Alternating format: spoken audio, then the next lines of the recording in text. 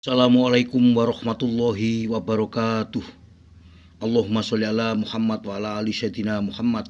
Allahumma sholli ala Muhammad wa ala ali sayyidina Muhammad. Allahumma sholli ala Muhammad wa ala ali sayyidina Muhammad. Selamat menyambut datangnya hari lahir Pancasila, yaitu 1 Juni.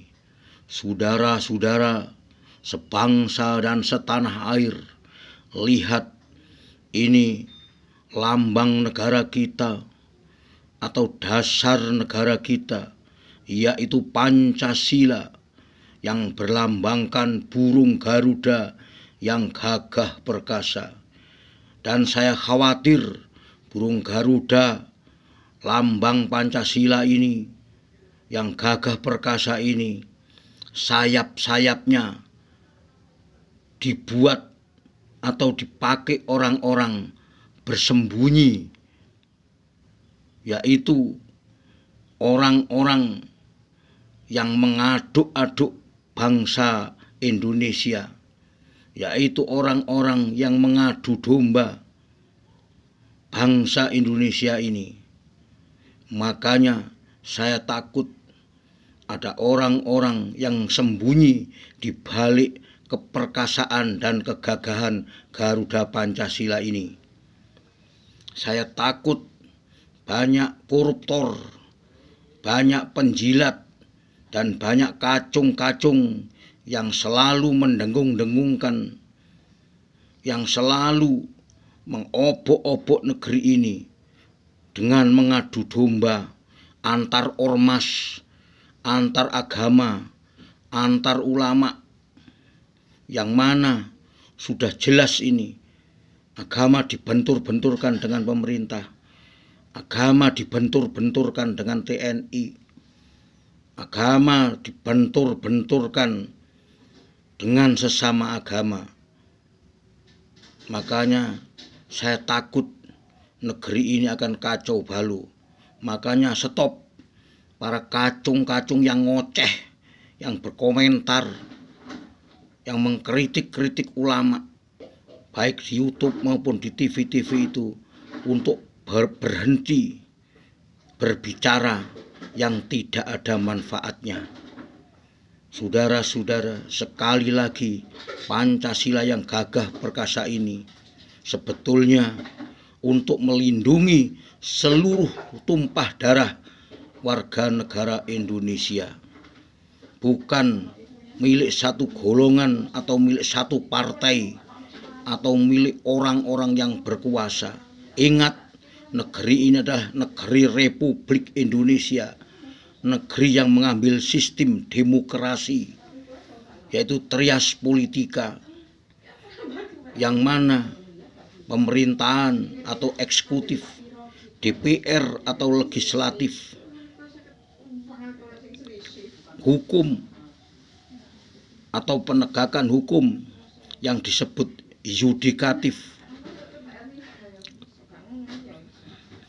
itu telah kita sepakati bahwa suatu pemerintahan yang demokrasi, yang mana setiap warga negara harus berpartisipasi.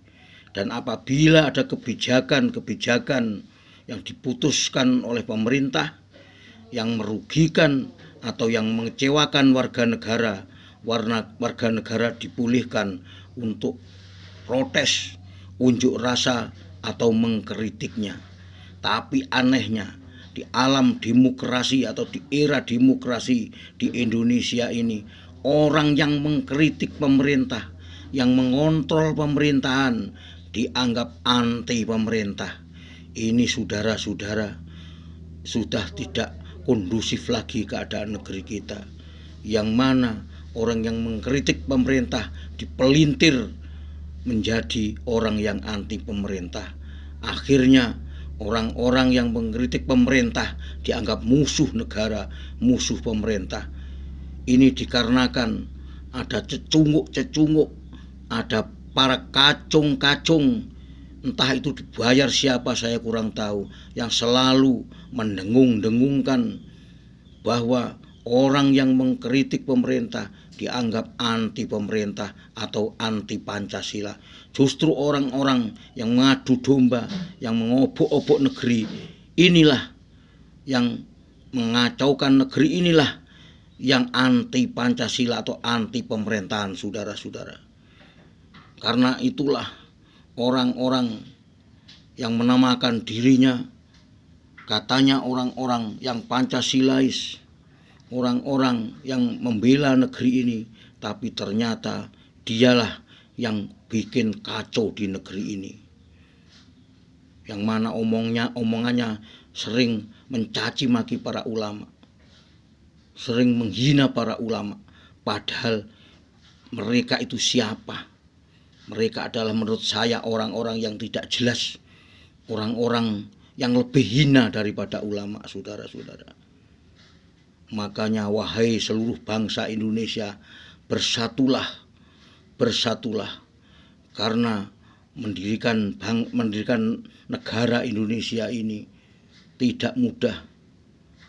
Indonesia didirikan oleh pejuang-pejuang kita, bukan merdeka atau hadiah dari kolonial, melainkan Indonesia diperjuangkan dengan keringat, darah para syuhada, para pejuang-pejuang seluruh rakyat Indonesia, saudara-saudara.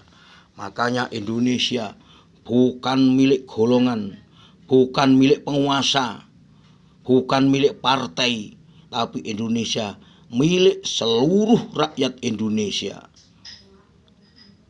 Dan hari ini adalah hari lahirnya Pancasila.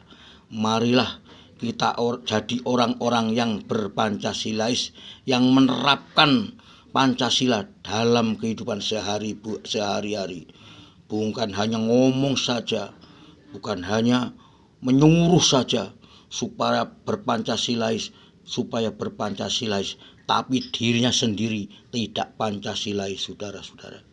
Dan sebagai pejabat negara haruslah jadi contoh, maka dialah yang dahulu atau yang bisa jadi contoh masyarakat untuk berpancasilais, agar masyarakat biasa atau warga negara biasa juga ikut berpancasilais.